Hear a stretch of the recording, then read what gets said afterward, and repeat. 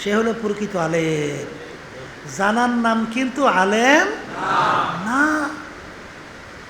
প্রকৃত আলেম বলা হয় জানা অনুযায়ী আমল করার নামই হলো প্রকৃত আমল। ঠিক আছে না? এই জন্য আমার ভাইদেরকে বলবো, মাইকে শব্দ শুনে থাকলে পর্দা আলে মা বোনদেরকে বলবো, আমি যে আপনাদের সামনে প্রথম আয়াত শরীফ তেলাওয়াত করছিলাম, আয়াতের মধ্যে আল্লাহ কি বলছেন? প্রত্যেকটা জান্দা যার রূহ আছে তার একদিন না একদিন মৌতের শরাব পান করা লাগবে, অর্থাৎ মরণ লাগবে। ওয়ালাউ কুনতুম ফি বুরুজিন মুশাইয়াদা, কেউ যদি শক্ত পাথরের পাহাড় কাইটাও লুকাও, সময় মতো মালাকুল মাউত হাজির, দুনিয়ার কোনো শক্তি তোমাকে রাখতে পারবে না। পারবে? এই মুসা আলাইহিস সালাতু ওয়াস সালাম আল্লাহর সঙ্গে কথা বলতেছে। আল্লাহ রাব্বুল আলামিন বলেন, হে আমার নবী মুসা বলেন, আপনি কি আমার কাছে চান? মালিক কি চাবো? হায়াত, আল্লাহ হায়াত, কি নেক হায়াতের সঙ্গে হায়াত বাড়ানো, নেকের সঙ্গে হায়াত বাড়ানো। মালিক কি পরিমাণ হায়াত দিবেন? প্রত্যেক পশমের বিনিময়ে 500 বছর কইরা, এক একটা পশমের বিনিময়ে 500 বছর। তাহলে শরীরের ভিতরে পশমের সংখ্যা কত? তাহলে প্রত্যেক পশম হিসাব করেন 500, কত বছর? তা 500 বছর করে এখন হায়াত পায় কয় বছর? শেষ আছে হিসাবে? মুসা আলাইহিস সালাতু ওয়াস সালাম বলে, মালিক পাইলাম প্রত্যেক পশমের বিনিময়ে 500 বছর, এরপরে মালিক কি হবে? আমার মালিক বলেন, হে আমার নবী মুসা, এরপরে মৌতের শরাব পান করতে হবে, এরপরে মরণ লাগবে। নবী বলেন, মালিক আর হায়াত বাড়ানো দরকার নাই, আর দরকার নাই, আমি প্রস্তুত, আজরাইল পাঠান। আমি প্রস্তুত, আজরাইল পাঠান। তাহলে মরণ কি? আর একটু আস্তে কর, বলেন লাগবে। কথা ঠিক আছে? মরণ যেহেতু লাগবে, এ দুনিয়াদার পাগল বড় লোক আমার বাবারা, পর্দার আড়ালের মা বোনেরা, হে বড় শিক্ষিত আমার বাবারা, হে বড় সম্পদের মালিক আমার বাবারা, হে ক্ষমতা সম্পন্ন আমার বাবারা, হে পর্দার আড়ালের মা বোনেরা, দুনিয়া এবং আখেরাতের অবস্থান সম্পর্কে মোরাকাবা করো, চিন্তা করো, তারপর দুনিয়া থেকে বিদায় নিয়ে কবরের পথে রওনা করো। কারণ কি বাজান রে, দুনিয়ার যে কোনো কাজের ভিতরে 5 বার যদি কেউ ঠগো, আবার ওই কাজের ভিতরে চেষ্টা করলে জিতবার আশা করা যায়। কিন্তু কবরের যাত্রীরা, তোমার আমার সামনে আখিরাতের 5টা মামলা, মৌতের মামলা, কবরের মামলা, কিয়ামতের ময়দানের মামলা, মিজান পুসরাতের মামলা। এই মামলায় যদি একবার কেউ ঠগো, আর দ্বিতীয়বার দুনিয়াতে আসে আপিল কইরা জিতবার কিন্তু আর আশা নাই। আর দুনিয়া মাজরাতুল আখিরা, এই দুনিয়াটা হলো আখিরাতের মামলার তদবিরের জায়গা। এর জন্য সাহাবায়ে কেরামদের ইতিহাস পড়লে দেখবেন, আল্লাহর ওলিদের ইতিহাস পড়লে দেখবেন, বাজার মৌত পর্যন্ত কাঁদতে কাঁদতে মাওলার কবরে গেল। আখারে সাহাবায়ে কেরামদের ইতিহাস পড়লে দেখবা, বাজান ওমর ফারুক রাদিয়াল্লাহু তাআলা আনহু অর্ধেক দুনিয়ার মতো প্রায় রাজত্ব করলেন, বাংলাদেশের মতো প্রায় 200 দেশের রাজা। বাজান তার ইতিহাস পড়লে দেখব, অনেক সময় রাস্তা দিয়ে হাঁটে, ফেজা কুটার নাড়া রাস্তার থেকে উঠাইয়া হাতের ভিতরে তাকাইয়া তাকাইয়া 2 চোখের পানি ফালায় আর কান দেয়ার ডাক দিয়া বলে, হে ফেজা কুটানারা, তুই আমার চেয়ে অনেক ভালো, তোর কোনো জাহান্নাম নাই, তোর কোনো আযাবের কোনো ঘোষণা নাই, তুই মাটির সঙ্গে মিলা যাবি। কিন্তু আমি ওমর মানুষ, আমার মালিক যদি আমাকে মাফ না করে, ওই এক সেকেন্ডের আযাব সহ্য করার শক্তি আমার নাই। বাজান অর্ধেক দুনিয়ার রাজা বেহেশতের সুসংবাদ পাইল। এ আল্লাহ, আল্লাহ, ইতিহাস পড়লে দেখবেন ওমর ফারুক রাদিয়াল্লাহু তাআলা আনহু এই আল্লাহর ভয়, আল্লাহর আযাব ও গজবের ভয়, কানতে কানতে গালের ভিতরে দুইটা কালো দাগ পইরা গেছিল। লোকেরা বলে, আমি গালো কালো দাগ ভালো দেখা যায় না, ঔষধ লাগান ভালো হবে। তিনি বলেন, আমার সাথীরা, আমার মালিক যখন জিজ্ঞাসা করবে ওমর কি আমল নিয়ে আসছো, আমি বলবো, মালিক তোমার ভয়, তোমার জাহান্নামের ভয়, তোমার আযাব ও গজবের ভয়। কানতে কানতে গালের ভিতরে দাগ পরাইয়ে নিয়ে আসে। আল্লাহু আল্লাহ, এ আল্লাহর বান্দারা, আসলে তোমার আমার ইমানের অবস্থান, সাহাবায়ে কেরামদের ইমানের অবস্থান আর বাজান একবারে কমে ইমানের উপরে মজবুতি, মানে ইমানের মজবুতির উপরে ভিত্তি কইরা, যার ইমান যত নির্ভেজাল মজবুত, তার সবের তত পরিমাণ বাইরা যায়। এই জন্য আমার বাজানদেরকে বলবো, ওসমান গনি রাদিয়াল্লাহু তাআলা আনহু, আলী রাদিয়াল্লাহু তাআলা আনহু, বাজান আল্লাহর সাহাবায়ে কেরামদের ইতিহাস পড়লে দেখবেন, আল্লাহর ওলিদের ইতিহাস পড়লে দেখবেন, বরফির আব্দুল কাদের জিলানী রাহমাতুল্লাহ আলাইহি, বাজান তাদের ইতিহাস পড়ে দেখো। আরে আল্লাহর ঘরের সঙ্গে মাথাটারে টাকা আর করু জুড়ে দু চোখের পাড়ে সাইরা কান্দে আর বলে, এ আমার দয়ার মালিক, আপনি যদি আমাকে মাফ নাই করেন, কিয়ামতের ময়দানে আমাকে অন্ধ কইরা উঠাইয়া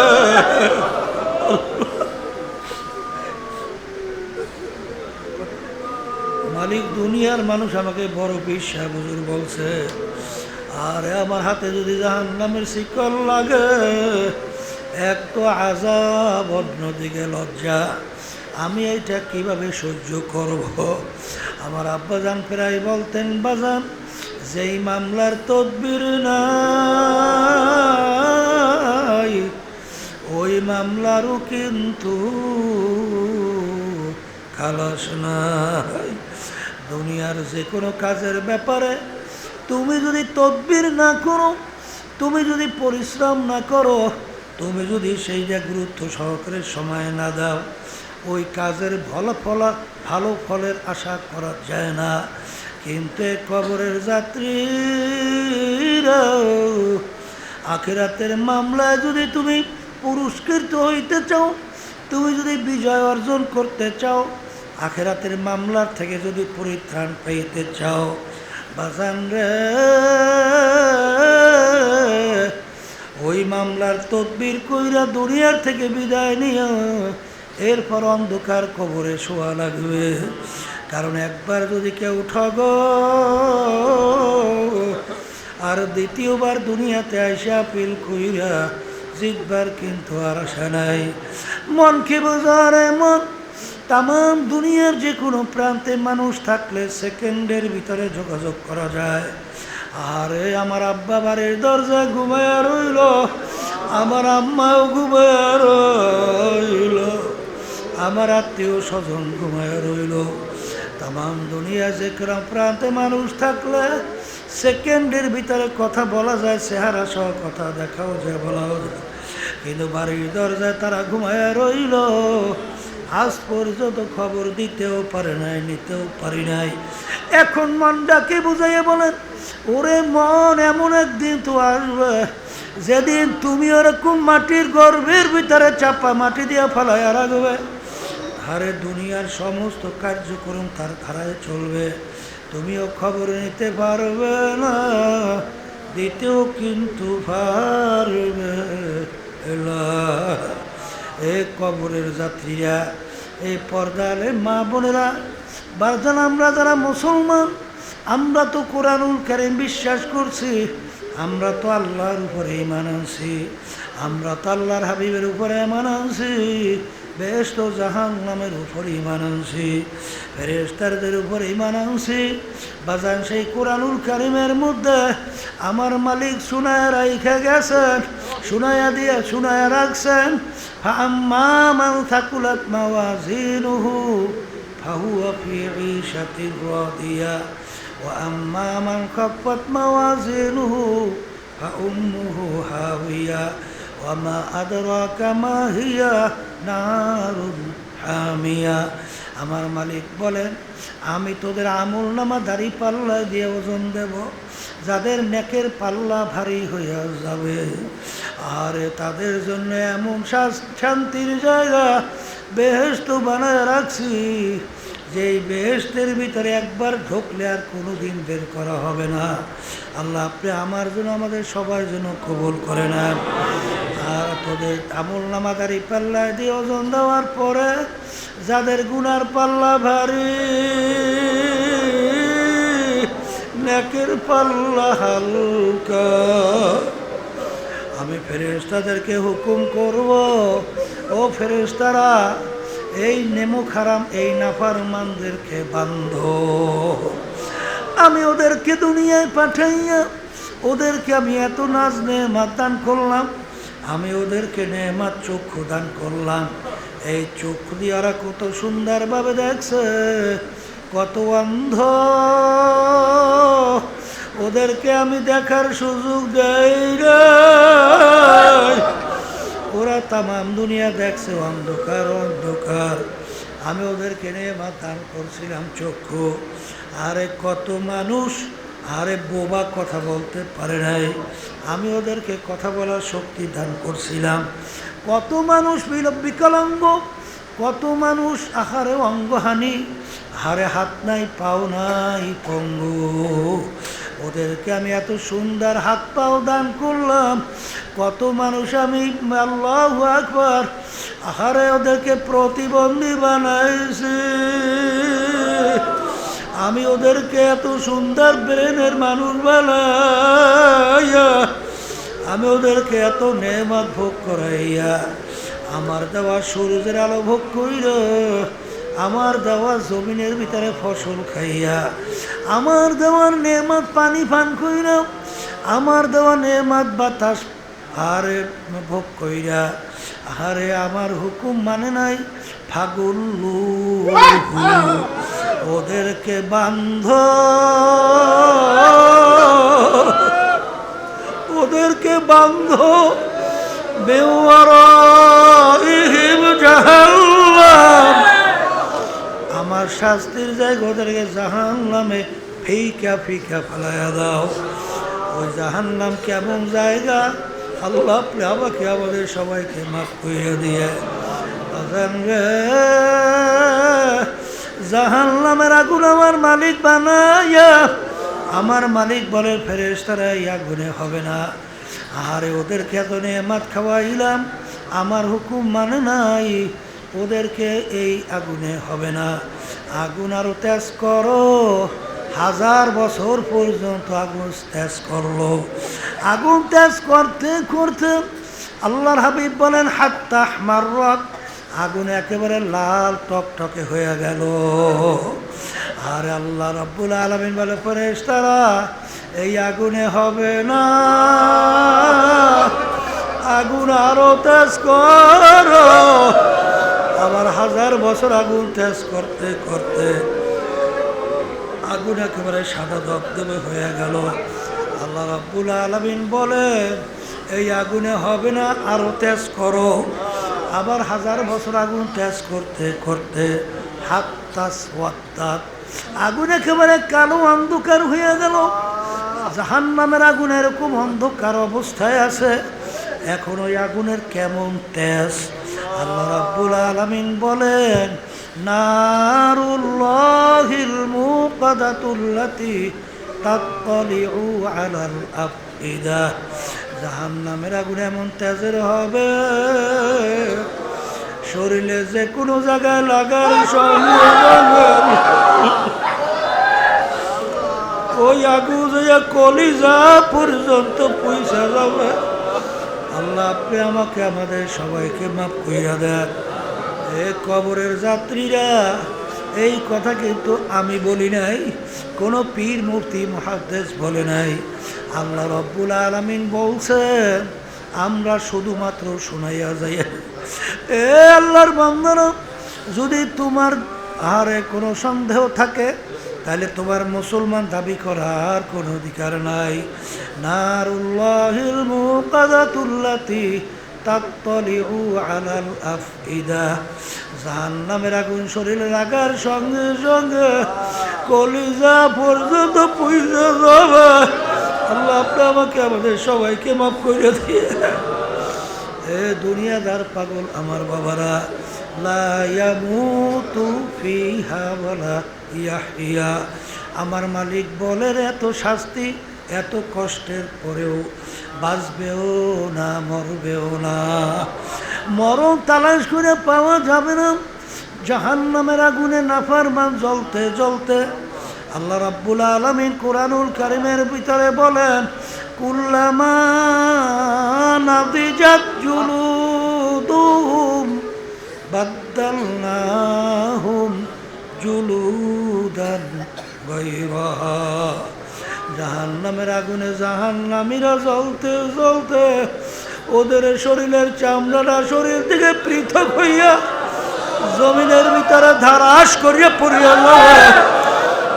লা ইয়ামুতু ফিহা ওয়ালা ইয়াহইয়া। মরবেও না, বাঁচবেও না, আবার নতুন চামড়া গজাইয়া যাবে। হে দুনিয়াদার পাগল আমার বাবারা, জাহান্নামীরা জাহান্নামের আগুনে জ্বলতে জ্বলতে আহারে পানির পিপাসা, আহারে চিৎকার করবে, পানি পানি পানি। জাহান্নামীদের রক্ত পুষ গরম কইরা আমার মালিক বলে, ফেরেশতারা সামনে ধরো।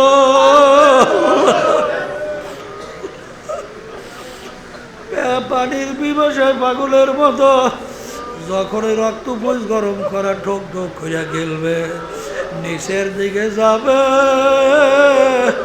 হাতুড়ি পেডা গইলা গইলা পয়সা পায়খানা রাস্তা দিয়া ঝুপ ঝুপ করে বইরা যাবে। কিন্তু লা ইয়ামুতু ফিহা ওয়ালা ইয়াহইয়া। বাঁচবেও না, মরবেও না। এই জন্য আমার বাজানদেরকে বলবো, পর্দারে মা বোনদেরকে বলবো, মুসলমান বলতেই কিন্তু মন চায় গুনার থেকে ফেরবে, নেকের কাজ করবে, নেকের পাল্লা ভারী করবে।